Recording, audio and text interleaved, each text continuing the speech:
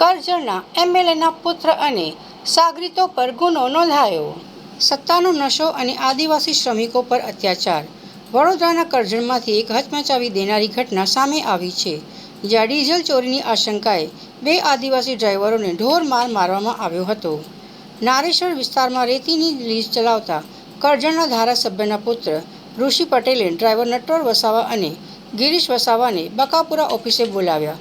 માત્ર ગાડી ઓળખવામાં બદલ મોઢા પર લોખંડની પાઇપ મારી અને ત્યારબાદ દોરડા વડે ઊંધા લટકાવીને પ્લાસ્ટિકની પાઇપથી આખા શરીરે નિર્દયતાપૂર્વક માર માર્યો.